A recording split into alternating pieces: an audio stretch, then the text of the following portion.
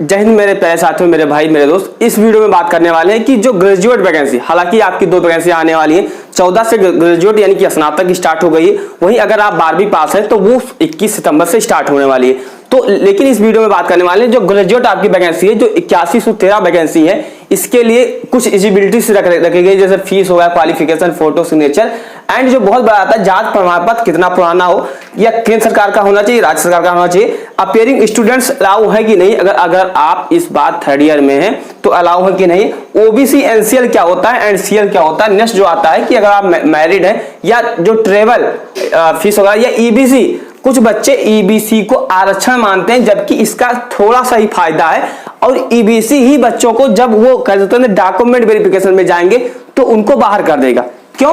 क्योंकि उनको क्या है, एबीसी सर्टिफिकेट एक कह सकते हैं कि बहुत चीजें हैं, हर चीज बात करने वाले। लेकिन सबसे पहले मेरे भी बात करते हैं फीस के लिए, जो आप यहाँ पर अच्छे से देख सकते हैं, हर कैटेगरी के लिए के लिए 500 रुपए रखा गया है। लेकिन ये ध्यान रखिएगा, एससी एंड एसटी के लिए या ईबीसी के लिए 250 रुपए फीस रखी गई है। वहीं जब आप सीबीटी फर्स्ट में अपीयर होंगे, ये ध्यान रखिएगा, जब आप सीबीटी फर्स्ट में अपीयर होंगे यानी पेपर में बैठेंगे तो 500 में से 400 रुपए आपका रिफंड कर दिया जाएगा। वहीं अगर आप एससी से, एसटी से, ईबीसी क्या होता है अच्छे से बात करेंगे तो आपका 250 रुपए रिफंड कर दिया जाएगा।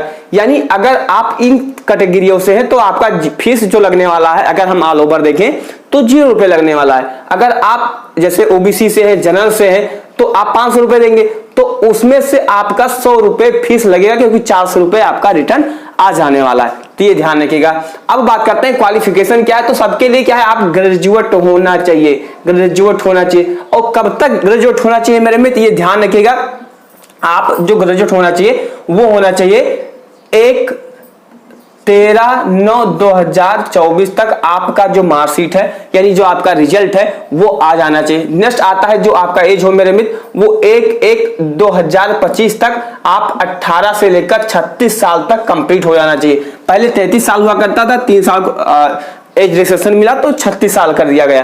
तो 1 जनवरी 2025 तक आप 18 से 36 साल तक हो जाना चाहिए मेरे मित्र। अब बात करते हैं कि आपका क्वालिफिकेशन हो गया कि आप ग्रेजुएट होना चाहिए, आपकी उम्र हो गई।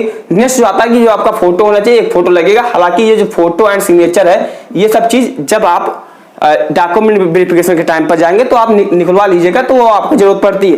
लेकिन ये photo, same photo 6-7 copy 10 copy वो डीबी के टाइम मांगी जाती है, वो बात की बात हो जाती है। फोटो सिग्नेचर आप ये ध्यान रखिएगा मेरे मित्र, फोटो के नीचे कोई डीओबी या डेट आप फोटो ये सब कुछ नहीं होना चाहिए, सिंपल फोटो चाहिए। एंड उसकी जो साइज वगैरह है आप देख सकते हैं, ये मेरे मित्र आपका 20 से, जो आपका फोटो है मेरे मित्र, वो 20 से 50 केबी के मध्य में होना चाहिए। वही जो सिग्नेचर है वो 10 से 40 केबी के मध्य में आपका सिग्नेचर होना चाहिए। नेक्स्ट जो आता है कि जाति प्रमाण पत्र वो किन किन का लगेगा, तो ये ध्यान रखिएगा। ओबीसी जिनको आरक्षण चाहिए, ओबीसी हो गया, ईडब्ल्यूएस हो गया एंड एससी हो गई एंड एसटी कैटेगरी। तो इन सभी कैटेगरियों के लिए आपका जात प्रमाण पत्र यानी कि कास्ट सर्टिफिकेट आपका लगने वाला है।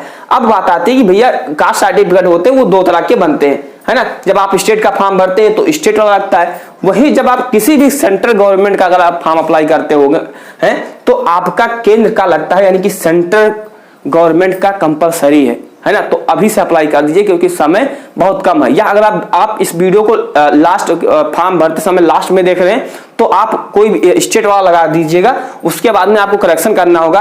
कहना ये मैं चाहता हूं मेरे मित्र, केंद्र सरकार वाला अनिवार्य है, कंपलसरी है। हालांकि इसका आप जब फुल नोटिफिकेशन पढ़ेंगे तो ऐसा कहीं पर लिखा नहीं हुआ है, ये ध्यान रखिएगा। लेकिन जब आप डॉक्यूमेंट वेरिफिकेशन में आते हैं तो अगर आप सेंटर वाला नहीं लगाए हुए होते हैं, क्योंकि बहुत सारे दोस्त फ्रेंड मेरे क्या है आरआरसी ग्रुप डी में है, तो ये ध्यान रखिएगा मेरे मित्र, सेंटर का कंपलसरी है, सेंट्रल गवर्नमेंट का। अब अगर लास्ट में वीडियो देख रहे हैं, क्योंकि हो सकता है बच्चे कुछ 10-12 अक्टूबर तक देख रहे हैं वीडियो, तो आप क्या करिए, अप्लाई कर दीजिएगा सेंटर जो आपके पास राज्य वाला है, फिर क्या है आप करेक्शन करिएगा। लेकिन अगर आपके पास है तो केंद्र सरकार वाला लगाइए। अब ये बात आती है कि कितना पुराना हो, है ना। तो ये ध्यान रखिएगा मेरे मित्र, इसका कोई डेट नहीं दिया हुआ है। कुछ बच्चे कहेंगे एससी एंड एसटी का तो भैया ये लाइफ टाइम होता है, ओबीसी का 3 साल होता है। लेकिन जब आप फुल नोटिफिकेशन पढ़ेंगे तो उसमें कहीं पर नहीं लिखा हुआ है। एक चीज वहां पर जरूर मेंशन है कि डॉक्यूमेंट वेरिफिकेशन से 1 साल से ज्यादा पुराना ना हो। यानी मान लेते हैं कि आपका डॉक्यूमेंट वेरिफिकेशन दिसंबर 2025 में हो रहा है, तो उससे पुराना ना हो। तो ये ध्यान रखिएगा, अगर आपके पास कोई भी सेंटर वाला है तो आप अप्लाई कर सकते हैं। कोशिश करिए कि 1 साल पुराना ना हो, लेकिन अगर 2 साल 3 साल तक है तो भी आप अप्लाई कर दीजिए, है ना। लेकिन 3 साल से पुराना तो बिल्कुल नहीं है। तो इसीलिए क्या है, जल्दी से अप्लाई कर दीजिए। प्रायोरिटी दीजिए कि 1 साल से पुराना ना हो। अगर 2 साल 3 साल का है, समय है तो बनवा लीजिए, नहीं है तो वो आप लगा सकते हैं। लेकिन जब आप डॉक्यूमेंट वेरिफिकेशन यानी कि डीबी के लिए जाएंगे तो आपको एक नया बनवाना पड़ेगा, है ना, एक नया बनवाना पड़ेगा। ये ध्यान रखिएगा, ये मेरे मित्र आपको समझना चाहिए, यानी कि आपको नया और पुराना दोनों लगाने की जरूरत होती है। अपीयरिंग स्टूडेंट्स अलाउ नहीं है। अगर आपका जो मार्कशीट है मेरे मित्र, ये ध्यान रखिएगा 13 सितंबर तक आ जा रहा है, 13 सितंबर 2024 तक आपकी पास यानी कि आपका फाइनल मार्कशीट लास्ट सेमेस्टर या लास्ट ईयर की आ जा रही है, तो आप वैलिड हैं, तो आप फॉर्म को अप्लाई कर सकते हैं। यानी जो बच्चे अपीयरिंग में हैं, अभी क्या है पढ़ रहे हैं, वो क्या है अप्लाई नहीं कर सकते हैं। यानी 2024 में जिनका फाइनल रिजल्ट आ गया है वो कर सकते हो, जिनका नहीं आया वो नहीं कर सकते हैं। ओबीसी एनसीएल क्या होता है, ये ध्यान रखिएगा। जो एनसीएल होता है मेरे मित्र, ये नॉन क्रीमी लेयर होता है और ये क्रीमी लेयर। क्रीमी लेयर बच्चे ऐसे होती है जिनकी वार्षिक आय 8 लाख से प्लस है। कितना, 8 लाख से अगर आपका वार्षिक आय प्लस है तो आप क्रीमी लेयर में काउंट होते हैं। नॉन क्रीमी लेयर के क्या है मेरे मित्र, 8 लाख से कम, और इसके लिए क्या है 8 लाख से प्लस होना चाहिए। अब अगर आप क्रीमी लेयर चूज करते हैं तो आपको कास्ट सर्टिफिकेट लगाने की जरूरत नहीं पड़ती है। ये ध्यान रखिएगा, अगर आप क्रीमी लेयर चूज करते हैं तो आपको कास्ट सर्टिफिकेट नहीं लगाया जाएगा, यानी कि आप ओबीसी में नहीं काउंट होंगे। आप किस में काउंट होंगे मेरे मित्र, जनरल में काउंट होंगे। किस में काउंट होंगे आप, जनरल में काउंट होंगे। तो अगर आपकी वार्षिक आय पेरेंट्स की, है ना, पेरेंट्स की अगर वार्षिक आय, किसी की गवर्नमेंट जॉब है तो हो सकता है कि अगर 8 लाख से प्लस है तो आप क्या है सीएल चूज करिएगा, और सीएल में आपको ओबीसी का आरक्षण नहीं मिलेगा। आप एक जनरल वाले बच्चों की तरह ट्रीट किए जाएंगे। ये ध्यान रखिए। अगर आप एनसीएल चूज करते हैं तो जैसे आप जब आप फॉर्म भरेंगे तो जैसे आप एनसीएल पर क्लिक करेंगे तो मेरे मित्र आपसे ओबीसी जो ओबीसी सर्टिफिकेट होता है उसका डिटेल्स मांगा जाएगा, और आपको क्या है हर चीज जो डिटेल्स है वो आपको भरना होगा, है ना। ओबीसी का जात जो प्रमाण सर्टिफिकेट नंबर होता है, इशू डेट आपको भरना पड़ता है। ये ध्यान रखिएगा। तो एनसीएल वो बच्चे अप्लाई करिए। अगर आप एनसीएल चूज करेंगे तभी आपको ओबीसी का आरक्षण मिलने वाला है। कुछ बच्चे ईडब्ल्यूएस लगाएंगे तो बिल्कुल लगाइएगा, ईडब्ल्यूएस मेरे मित्र आपको लगाना अनिवार्य है। ईडब्ल्यूएस लगाओगे तो आपको यहाँ पर आरक्षण मिलेगा, है ना। ये ध्यान रखिएगा।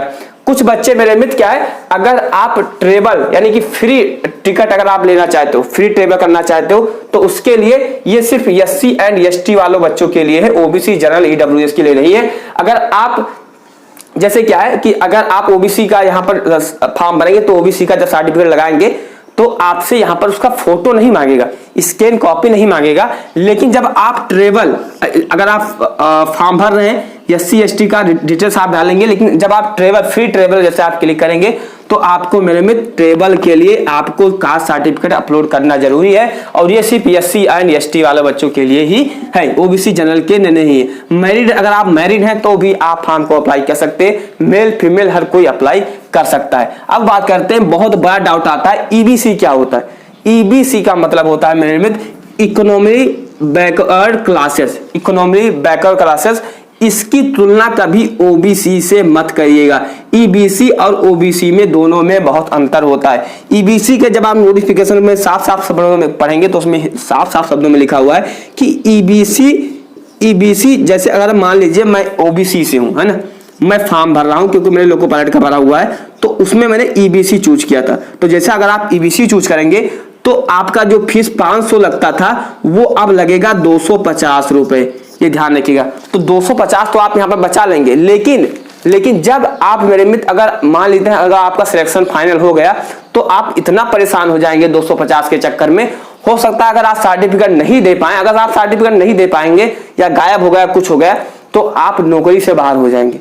तो इसीलिए मेरे तरफ से यही रहेगा, गुजारिश रहेगा, निवेदन रहेगा, है ना, कि आप ईबीसी कभी गलती से ना चूज करें। 250 रुपए के चक्कर में आप अपना भविष्य क्यों खराब करें, है ना। हालांकि आपका 250 तो बच जाएगा, लेकिन मेरे मित्र अब ये बात आती है कि ईबीसी किसका लगेगा, कौन कर सकता है। तो जिनकी वार्षिक आय 50,000 से कम है, 50,000 से कम है पेरेंट्स की, है ना। अगर आपके पास इनकम सर्टिफिकेट स्टेट या सेंट्रल गवर्नमेंट का कोई का भी 50,000 से कम है, यानी 48,000 का है, 49,000 का है, 42,000 का है, तो आप लगा सकते हो, ये ध्यान रखिएगा। लेकिन अगर 50,000 से प्लस है तब आप ईबीसी नहीं चूज करना है, क्योंकि ईबीसी सर्टिफिकेट आप नहीं दे पाओगे डॉक्यूमेंट वेरिफिकेशन के टाइम पर। ईबीसी का मतलब होता है इनकम सर्टिफिकेट, इतना समझिए।